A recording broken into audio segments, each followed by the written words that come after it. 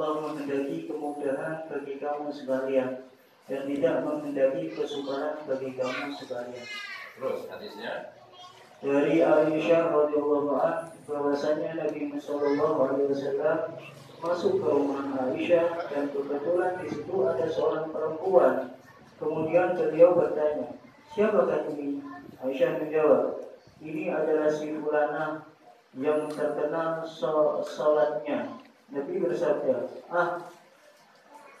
"Beramallah kamu sesuai dengan kemampuanmu. Demi Allah, Allah tidak akan jemu untuk menerima amalmu sehingga kamu sendirilah yang merasa jemu." Pengamalan agama yang paling disukai oleh Allah yaitu yang dikerjakan secara terus-menerus. Riwayat Bukhari dan Muslim. baik. Satu hari ada seorang wanita berkunjung ke istri Rasul Sayyidah Aisyah radhiyallahu anha. Rasul masuk, Rasul tanya, "Siapa itu perempuan?" Maka Sayyidah Aisyah radhiyallahu anha berkata, "Ya Rasulullah, perempuan ini sangat terkenal di Madinah ini dengan sholatnya."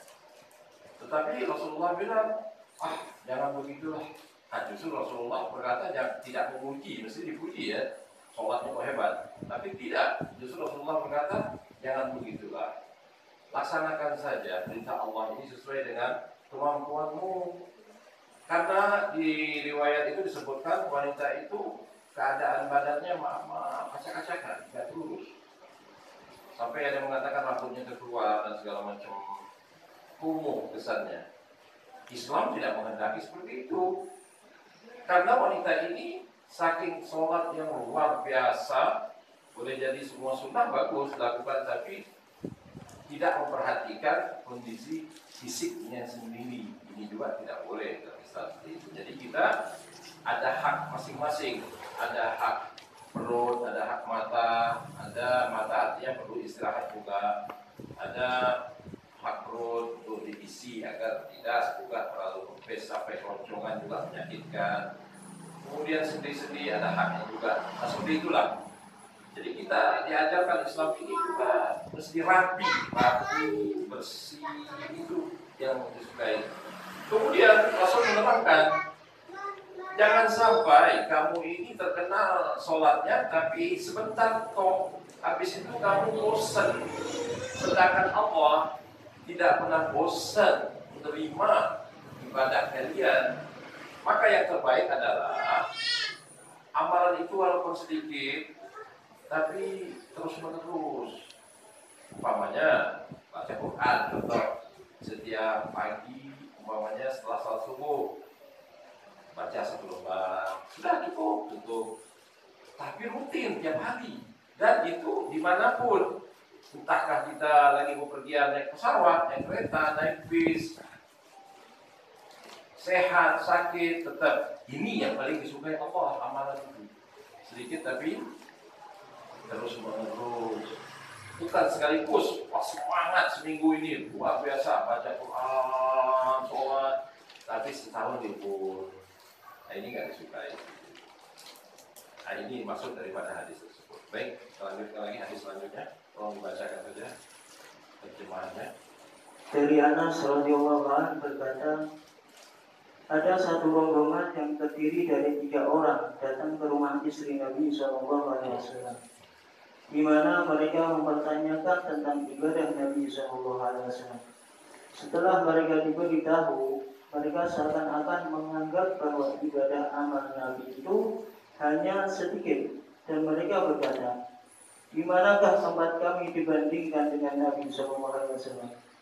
Padahal beliau telah diampuni semua dosanya, baik yang telah lalu maupun yang akan datang." Salah seorang di antara mereka berkata, "Saya selamanya sholat sepanjang malam." Yang lain berkata, "Saya selamanya berpuasa sepanjang tahun dan tidak pernah berbuka." Yang lain lagi berkata, "Saya menjauhkan diri dari perempuan dan tidak akan kawin selama-lamanya." Kemudian Rasulullah SAW datang dan bersabda kepada mereka, "Kamu sekalian tadi yang berkata begini dan begitu, demi Allah, sesungguhnya aku adalah orang yang paling takut dan paling takwa kepada Allah di antara kamu sekalian. Tetapi aku berpuasa dan aku berbuka, aku sholat dan aku tidur malam, serta aku juga kawin dengan perempuan-perempuan. Barang siapa yang benci terhadap sunnahku, maka ia tidak termasuk golonganku. Riwayat Bukhari dan Muslim. Ini sama contoh tadi. Orang-orang yang berlebih-lebihan di dalam melakukan satu ibadah yang tidak ditunjukkan oleh Rasul SAW. Ada 3 orang datang. Di dalam riwayat lain disebutkan salah satu sahabat mulia ini bernama Salman Al-Farisi. Jadi mereka mendatangi istri Rasulullah kebetulan saat itu tidak di tempat. Kemudian istri beliau dan bercerita, tadi ada tamu dari sahabat-sahabatmu datang ke sini menanyakan ibadahmu. Aku bertanya, kata Sayyidah Aisyah, apa yang kalian inginkan? Kami kepingin, salah satu berkata, saya ingin sholat sepanjang masa. Yang satu berkata, saya akan berpuasa sepanjang tahun. Kemudian yang satu lagi berkata, saya hanya mengabdikan hidup saya kepada Allah, saya tidak akan mau nikah. Maka setelah dapat laporan itu, Rasul bersabda, ada yang mengatakan begini, semestinya kalian itu ingat hak-hak masing-masing dalam diri kalian. Kalau kalian ingin mencontoh juga Rasulullah, aku berpuasa tapi aku berbuka, tidak berpuasa sepanjang masa. Jadi di sini disebutkan kita makruh sebetulnya jika berpuasa sepanjang masa karena bisa membahayakan, membinasakan fisik seseorang tersebut. Kecuali ini urusan Anda mendapat bimbingan. Tetapi jika Anda tidak paham, hanya mengikuti, mendengar sebuah hadis seperti itu langsung menjalankan, jangan dulu. Karena ini sunnah. Nanti yang wajib tertinggal nanti. Begitu Ramadan datang justru nggak berpuasa, sudah letih, sudah sakit. Ini yang dikhawatirkan. Karena yang wajib lebih diutamakan. Nah, kemudian Rasul mengajarkan setelah itu ada puasa yang boleh diikuti. Jadi puasa sepanjang masa ini nggak boleh ya, makruh dalam Islam. Caranya adalah ikuti puasa Nabi Daud alaihissalam. 1 hari berpuasa, 1 hari berbuka, begitu seterusnya. Atau cara Rasulullah yang lebih indah. Jika kita kepingin mengikuti sunnah Rasul, ikuti Rasulullah langsung. Yaitu caranya Senin Kemis. Setiap hari Senin puasa, hari Kemis puasa. Kemudian setiap Ayyamul Bait, hari-hari putih, yaitu ketika bulan menjelang purnama. Tanggal 13, 14, 15 bulan purnama. Nah, itu berpuasa. Berarti 3 hari ya. Ditambah lagi dengan Ayyamus Sud. Ayyamus Sud itu hari-hari gelap. Hari-hari gelap artinya adalah akhir daripada bulan sudah tenggelam. Akan muncul tanggal baru, bulan Islam. Yaitu biasanya tanggal 28, 29, 30. Tetapi karena penanggalan Hijriyah ini jarang 30, berarti 27 mulainya. 27, 28, 29. Nah, sekarang coba kita hitung. Jika Senin Kemis 4 pekan, berarti 8 hari ya. 8. Ditambah 3 hari. Ditambah 3 hari lagi. 14, sama aja, berarti setengah bulan puasa, setengah bulan berbuka. Ini sebetulnya kalau kita laksanakan sehat, mencukupi, meliputi semua. Karena pertama kita sudah mengikuti sunnah Rasul, cara Rasul, dan pasti di dalamnya penuh keberkahan. Ajaran daripada Nabi Muhammad SAW dalam hal puasa. Kemudian seseorang yang tadi berkata, pokok saya sepanjang hidup sholat toh. Ya tidak juga, kata Rasulullah, saya sholat malam, bangun Rasulullah itu. Karena bagi Rasulullah sholat tahajud itu wajib, tapi bagi umatnya sunnah hukumnya. Boleh kalian lakukan, tetapi juga tidurlah. Maka Salman Al-Farisi setelah mendapat nasihat ini, beliau berubah keadaannya. Beliau waktu tiba di kota Madinah, Salman Al-Farisi ini dipersaudarakan dengan seorang sahabat penduduk kota Madinah asli bernama Abu Darda. Jadi mereka bersahabat, dipersaudarakan, bukan bersahabat, dipersaudarakan oleh Rasulullah. Karena di zaman Rasul itu penduduk Madinah asli disebut dengan kaum Ansor, terdiri dari dua suku besar bangsa Arab itu, suku Aus dan suku Khazraj. Mereka semua hampir 90% sekian masuk Islam. Kemudian dari kota Mekah, suku Quraisy ini ada juga campuran yang lain-lain datang ke kota Madinah, disebut dengan kaum Muhajirin. Jadi begitu kaum Muhajirin sampai di Madinah, disambut kaum Ansor, kemudian dipersaudarakan oleh Rasulullah satu dengan yang lain. Termasuk Salman Al-Farisi ini aslinya orang Persia, maka dipersaudarakan dengan seorang sahabat mulia dari suku Khazraj, yaitu bernama Abu Darda. Kemudian berapa lama Salman Al-Farisi berkunjung ke saudaranya Abu Darda, karena dia pernah mendengar dari sahabat-sahabat yang lain melapor ke Salman, saudaramu Abu Darda itu pernah ngikutin caramu dahulu, sholat kok sepanjang masa, sehingga terabaikan anak istrinya. Maka Salman ingin menasihati saudaranya dengan cara dia diam. Dia sudah ketemu, kemudian mohon izin, ingin nginep, ingin satu rahmi, berkangen-kangen, udah lama gak ketemu, karena dipersaudarakan. Ternyata dia didapatkan Salman habis Isya langsung mantap sholat, terus ditegur oleh Salman, sudah tidur.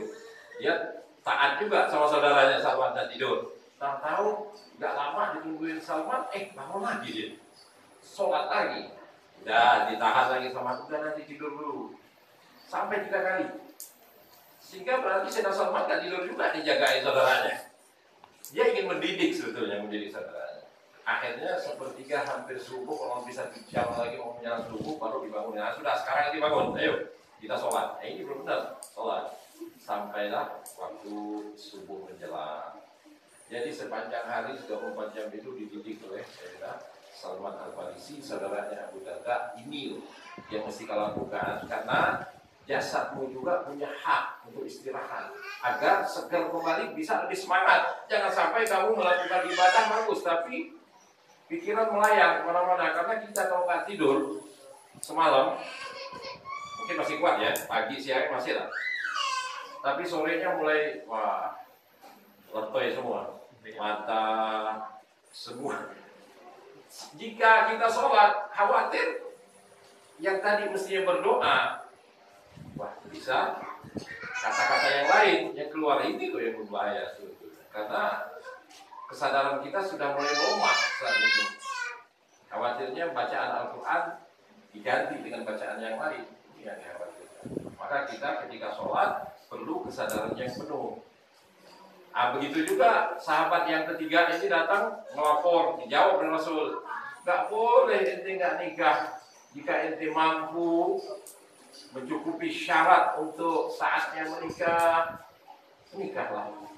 Itulah tradisiku, kata Rasulullah. Aku ini juga menikah, mengurus istri-istri, anak-anak, semua. Jadi jika kalian ingin mengikutiku, ikuti sunnah. Berarti sholat ya ada waktu tidur, berpuasa ada waktu berbuka, nikahlah tidak boleh membujang siapapun itu jika syarat-syaratnya memenuhi ya. Maka barang siapa yang tidak suka dengan tradisiku ini, ya tidak termasuk golonganku. Wah, tapi kita kalau nggak masuk golongan siapa lagi? Sedangkan kita selalu berharap ingin ikut di benderanya Nabi Muhammad Sallallahu Alaihi Wasallam, maka ikutilah cara.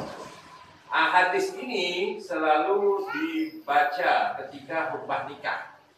Bapak Ibu kalau enggak khutbah nikah itu simak, pasti hadis ini dibacakan untuk mengingatkan bahwa kita alhamdulillah nikah, artinya sudah mengikuti sunnah Nabi Muhammad Sallallahu Alaihi Wasallam. Jadi sederhana dalam taat ini bukan berarti langsung berhenti, udah biasa-biasa saja, tidak ya. Ini sahabat-sahabat mulia ini kita kita paham ibadahnya luar biasa. Luar biasa dalam arti kata memang dipersembahkan dirinya, hartanya, jiwanya untuk Allah dan Rasul. Luar biasa. Itu pun masih ingin menambah lagi karena merasa kami dibanding Nabi Muhammad SAW gak ada apa-apanya, sepupunya tok, maka kami kepingin sama agar di surga bersama. Begitu. Ini sahabat, mestinya kita yang lebih kencang menuju Allah Subhanahu wa ta'ala. Baik. Ada yang mau bertanya dulu? Kalau tidak ada, dilanjut langsung bacakan satu makna. Dari Ibnu Mas'ud radhiyallahu anhu bahwasanya Nabi SAW bersabda, binasalah orang-orang yang keterlaluan dan berlebih-lebihan. Beliau mengulanginya 3 kali. Riwayat Muslim. Nah, ini hadis Rasul melarang orang-orang yang berlebihan dalam hal apapun.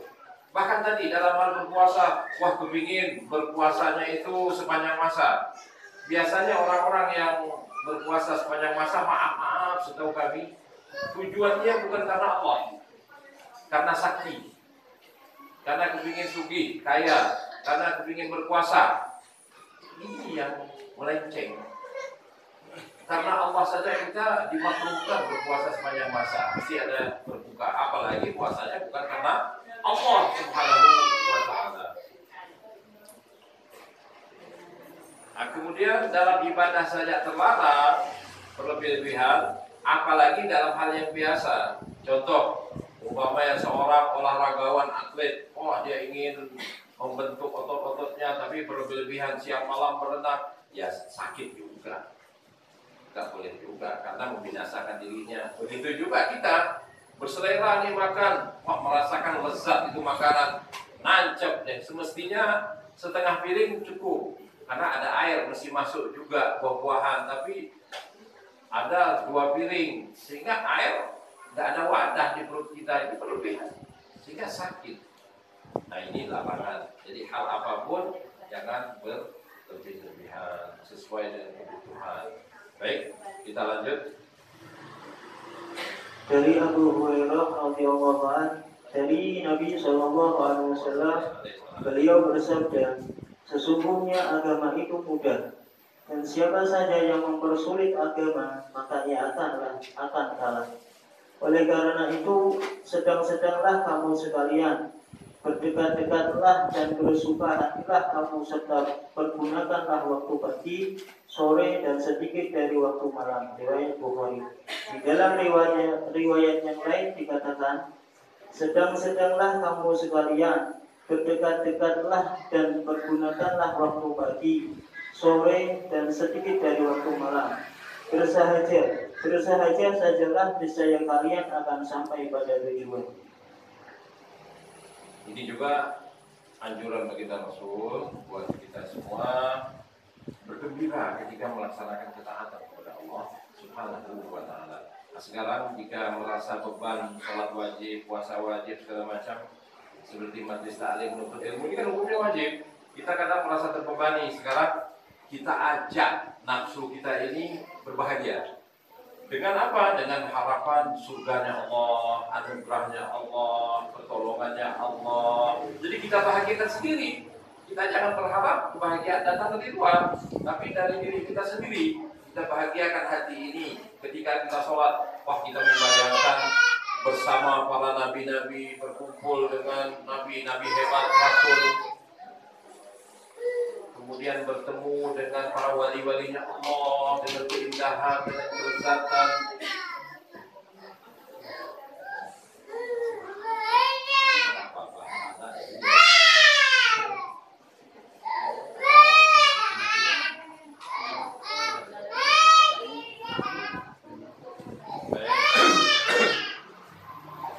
Karena agama itu mudah, kata baginda Rasul, tidak ada yang sulit.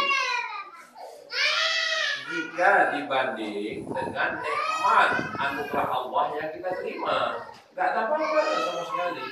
Orang yang sengsara di dunia ini 70 tahun, umpamanya sengsara letih, karena ibadah, letih mencari nafkah, letih segala-galanya, letih mendidik anak. Seperti tadi, si bunda capek dia, gak enak juga.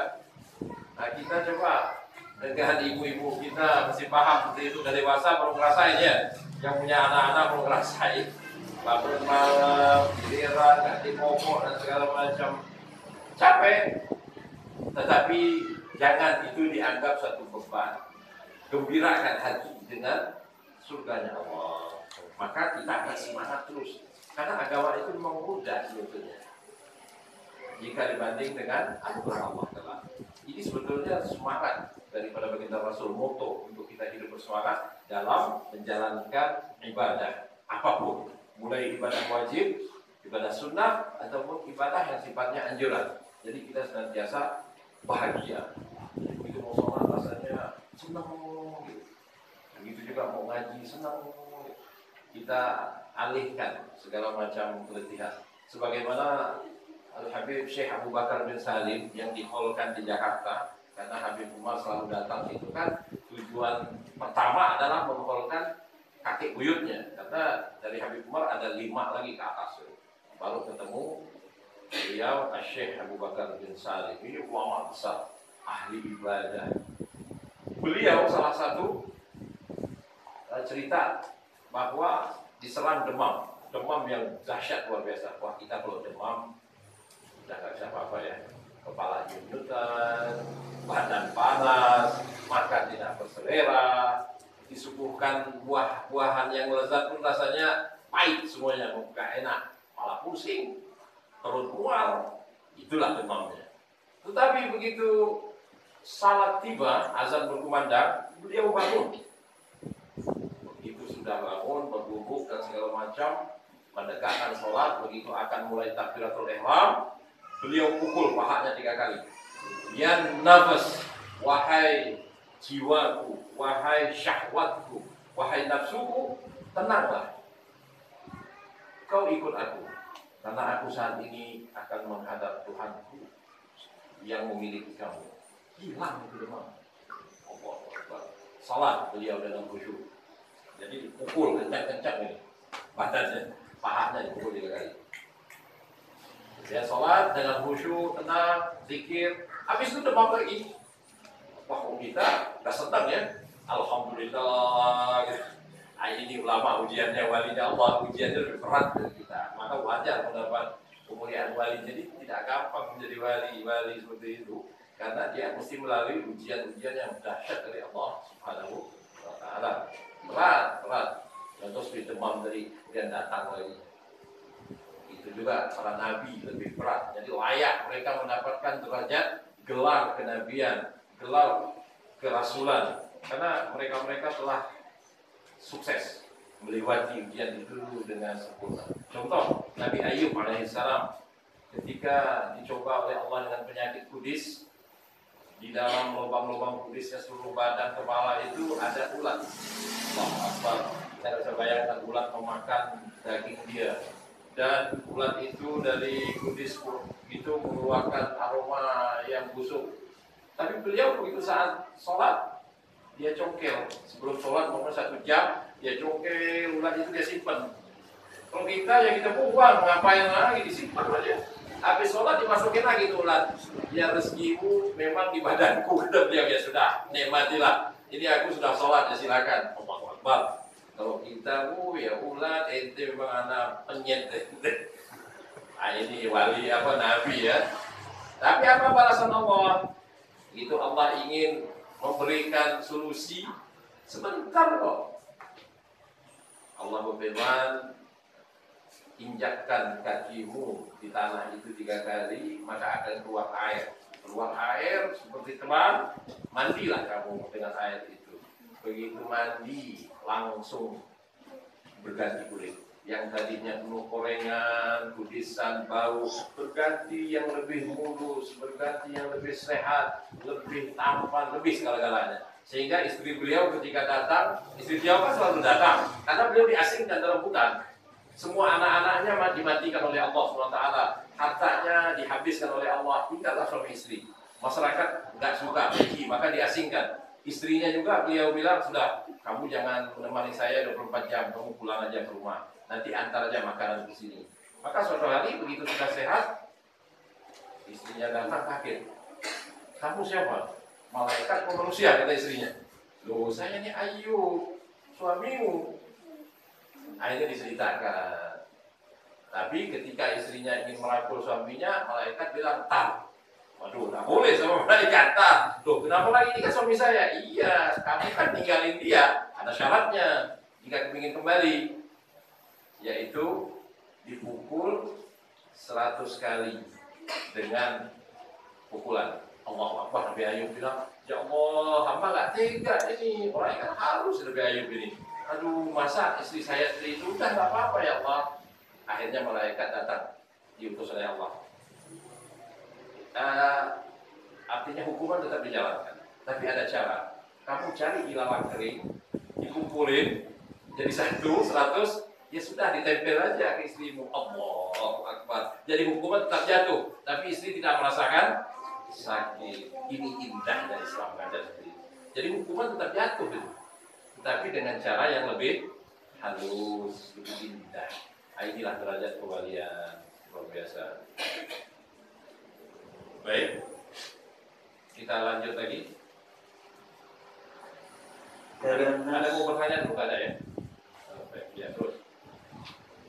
Dari Anas radhiyallahu anhu berkata, Nabi Shallallahu Alaihi Wasallam masuk ke dalam masjid. Kemudian beliau mendapatkan tali yang terpasang memanjang di antara dua tiang. Beliau lantas bertanya, tali apakah ini? Para sahabat menjawab, tali ini dipasang oleh Zainab, di mana bila ia merasa capek, ia berpegangan pada tali itu. Nabi bersabda, lepaskanlah tali itu. Seseorang di antara kamu sekalian hendaknya sholat dalam keadaan segar. Bila ia merasa capek, hendaklah tidur saja. Riwayat Bukhari dan Muslim. Ini sama ya. Jadi zaman dahulu wanita-wanita sahabiat itu luar biasa, semangat beribadah itu dahsyat. Sampai-sampai dia bikin tali di antara dua pilar masjid. Kalau dia ngantuk atau capek berdiri, dia pegang itu tali supaya dapat berdiri. Rasul nemuin kok ada tali sih di sini. Nah, diceritain tadi seorang wanita bernama Zainab. Oh, nggak perlu gini kata Rasulullah. Kalau memang capek, duduklah sejenak istirahat. Kalau ingin ngantuk tidur dulu baru lakukan. Ini dalam hal sholat sunat, ini bukan sholat wajib. Kata para sahabat-sahabat itu dapat amal wajib itu dengan sunnah-sunnah. Kita boleh sholat sunnah seperti kalau mau pahala besar itu dari sholat subuh. Sholat subuh ini laki-laki ya, berjamaah di masjid, kemudian baca Quran. Jika ada majlis ilmu lebih bagus sampai waktu 5:30. Karena matahari terbit saat ini 5:30. Tunggu 15 menit. Karena matahari lagi naik. Waktu itu dia sampai 16 derajat, berarti 16 menit. Tunggu 15 menit. Berarti jam 6 kurang 1/4. Sudah selesai pengajian, selesai segala macam. Sholat 2 rakaat isya. Itu pahalanya Allah anugerahkan sama dengan mengerjakan umrah secara sempurna.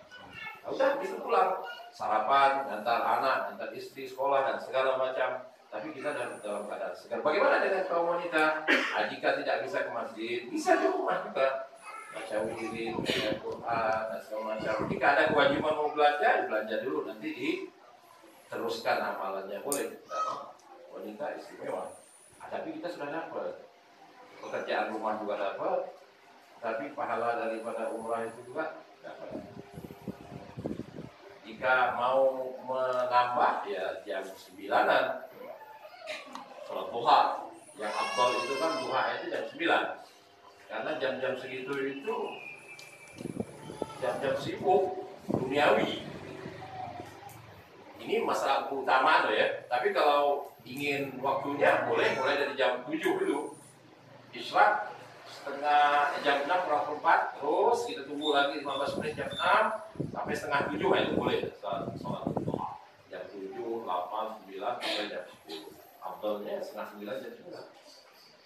Kalau jam 7 ya belum gampang ya. Dapat pahalanya dapat tapi lempok. Tapi kalau mau utama lebih jam 7 tadi. Nah, ini contoh-contoh daripada orang-orang yang diajarkan, dibimbing kita dari baginda Rasul cara meraih amal. Jadi mudah mendapatkan pahala Allah Subhanahu wa taala dengan tidak ada alasan wah anak menangis belum sarapan dengan alasan sang istri, saya lagi ngabisin wirid. Itu bisa, wirid bisa ditangguhkan, nanti waktu saat tua kita teruskan lagi. Di tempat pekerjaan kita juga boleh kita lanjutkan. Apalagi seorang ibu pada subuh kebiasaan dia mendawakan redulatif umpamanya. Pas saat hari itu ada kesibukan, dia tinggal aja dulu apa-apa. Cari pas waktu umpamanya sebelum duha atau duha yang tidak ada halangan buat dia. Bahkan boleh diganti setelah zuhur, istimewa, tidak mengapa. Tapi yang jelas satu hari itu tetap dia lakukan wirid khusus dirinya itu.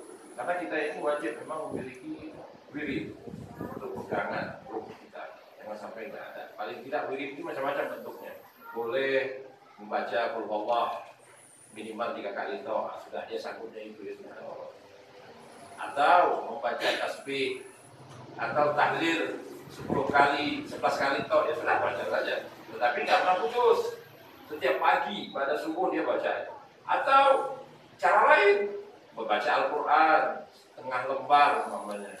Jadi ada wirid, kita niatkan menjadi pegangan kita. Ini akan menjadi tameng kehidupan kita. Allah jaga dengan berkah keberlangsungan terus menerus apa yang kita amalkan.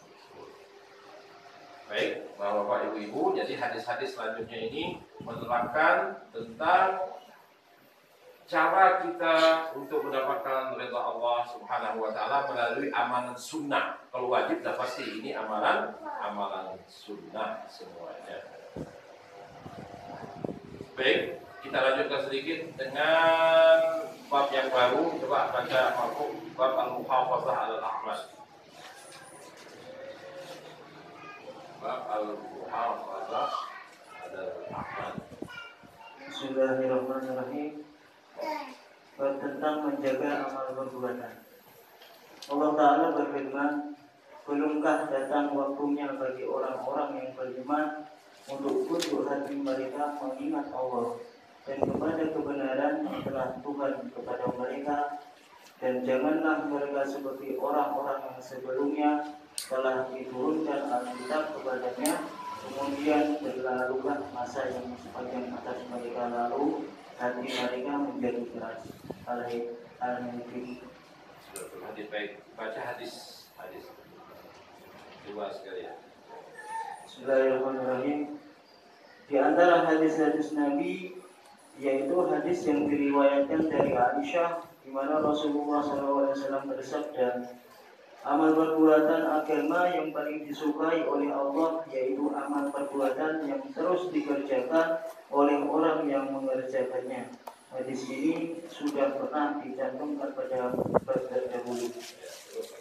Dari Umar bin Khattab radhiyallahu anhu berkata, Rasulullah SAW bersabda, barang siapa yang tertidur tidak membaca hizibnya atau wiridan yang biasa dibacanya atau bacaan-bacaan lain pada waktu malam, kemudian ia membacanya pada waktu pagi, yaitu waktu antara sholat subuh dengan sholat zuhur, maka dicatat baginya seakan-akan ia membacanya pada waktu malam. Riwayat Muslim. Dari Abdullah bin Amr bin Ash radhiyallahu anhu, Rasulullah SAW bersabda, bersabda kepadaku, wahai Abdullah, janganlah kamu seperti si fulan, di mana ia tadinya suka bangun untuk sholat malam, kemudian ia meninggalkan kebiasaannya untuk bangun dan sholat malam. Riwayat Bukhari dan Muslim.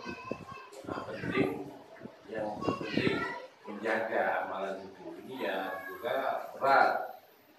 Kita itu bisa membuat sesuatu, membangun sesuatu yang indah, tapi pemeliharaannya kurang, sehingga dia cepat rusak. Begitu juga dengan amal ibadah kita yang kita lakukan ini, harus dijaga. Pertama, Imam Nawawi menukil firman Allah. Firman Allah ini banyak para orang-orang yang menjadi kekasihnya Allah ketika mendengar firman ini. Yang artinya wahai manusia, terutama wahai orang yang beriman, bukan manusia, tetapi di sini Allah langsung menyentuh kepada wahai orang-orang yang tadi mengaku beriman kepada Allah. Kapan hatimu khusyuk menghadapku dalam beribadah, dalam berzikir kepada Allah? Karena sudah diturunkan kebenaran dari Allah, kok kalian masih juga lengah? Antara lain yang langsung tersadar dengan firman Allah ini antara lain Sayyidah Rabi'atul Adawiyah. Sayyidah Rabi'atul Adawiyah itu dulu masalah gadisnya pernah hidup di dalam dunia gelap. Pernah menyanyi di, ya kalau saat ini bar seperti itu ya, karaoke dan segala macam itu sudah ada zaman jahiliyah, zaman dulu sudah ada. Zaman awal Islam juga masih ada lagi, muncul lagi. Tetapi beliau bukan kehendak dirinya. Beliau diculik waktu itu, diculik oleh para perampok, dijual. Padahal dia dari keturunan orang-orang soleh.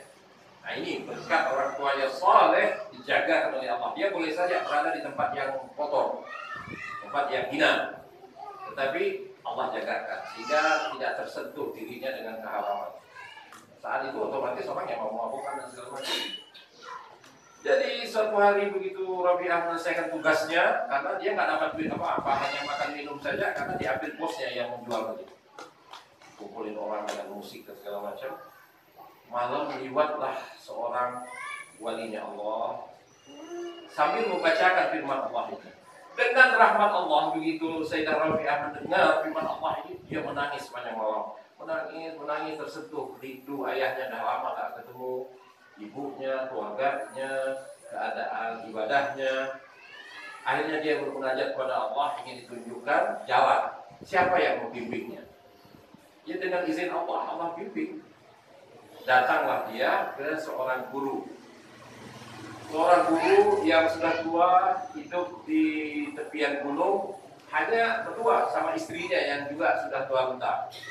Ini bukan berarti mereka ini miskin, tidak. Mereka pilihan. Suami istri ini memilih hidup sederhana, setempat. Sudah gak kuat dengan kehidupan kota, ingin mengasihkan diri. Di situ Rabi'ah datang. Kemudian begitu ketemu sang guru, disambut istrinya, diterangkan segala macam tentang Islam, tentang ibadah, dia langsung terima. Dan saat itu dia tobat dan dia tinggalkan semua urusan duniawinya. Dan dia berkata, ambil semua harta bendaku, aku gak butuh lagi. Akhirnya dia belajar ilmu fikih, ilmu Al-Quran, ilmu hadis, dan mengamalkan amalan atas bimbingan seorang guru, menjadi seorang walinya Allah Subhanahu wa ta'ala. Begitu dia dalam keadaan menuntut ilmu dan mengamalkan ilmunya, dia masih ada keterikatan dengan seseorang yang pernah membelinya. Jadi dia ingin melunasi hutang itu dengan mengumpulkan uang dan dia akan bayar. Jadi dia bermohon kepada orang tersebut, izinkan saya malam hari jangan dipekerjakan. Saya ingin beribadah kepada Allah. Siang hari saya siap, mulai dari ba'da subuh menjelang maghrib. Yang penting waktu sholat saya mohon izin. Habis itu saya akan bekerja. Tidak perlu kamu beri makan dan segala macam. Disiksa sama majikannya sengaja supaya si Rabi'ah ini kembali menyanyi karena dia memiliki suara yang merdu, paras yang cantik. Dia semua mencukupi untuk mendatangkan harta dunia bagi seorang maaf mucikari seperti itu. Nauzubillah min dzalik. Maka terus diincar, ditekan, tapi Allah yang jaga tetap. Maka suatu malam si majikan ini kepingin merusak, mengkhianati atau dia menghancurkan Sayyidah Rabi'atul Adawiyah. Tetapi subhanallah, begitu malam, tengah malam itu dia datang ke tempat pemondokan Rabi'ah Adawiyah, dia melihat atap rumah Sayyidah Rabi'ah Adawiyah itu terbuka, pecah, pecah dua, terbuka, kan atapnya tertutup kan, terbuka, kemudian tergantung di tengah-tengahnya lentera sambil berputar lentera menerangi beliau sedang baca Al-Quran. Siapa yang nggak takut kayak gini? Lenteranya nggak ada tali, dari langit tergantung. Akhirnya majikannya, ya Allah, dia bertobat di situ, takut ya dengan azab Allah. Akhirnya yang tadi dalam pekerjaan kotor dia tobat, dia tinggalkan semua harta dunia, dan dia mendatangi Rabi'ah berkata, wahai Rabi'ah, aku mohon maaf dan doakan aku kepada Allah agar Allah mengampuni dosaku. Mulai saat ini engkau membebaskan dari hutang-hutangmu, engkau menjadi hamba Allah yang bebas kembali. Adapun satu kaum yang lain, aku yang akan menanggung. Rabi'ah nggak peduli, terus saja mengajar kepada Allah Subhanahu wa Ta'ala. Mulai saat itu dia terbebaskan. Akhirnya terkenal Rabi'ah ini. Tapi sebelum itu juga pernah difitnah oleh majikannya juga. Majikannya belum puas sebetulnya. Majikannya memfitnahnya bahwa Rabi'ah berzina, tinggal di suatu desa dengan seorang tua. Maka datanglah masyarakat Irak waktu itu membawa batu, melempari beliau. Tapi subhanallah, batu ini nggak pernah mengenai Rabi'ah, berdiri aja dengan gurunya, dengan istri gurunya. Tetapi dengan izin Allah, batu-batu besar nggak pernah nyampe kepada diri.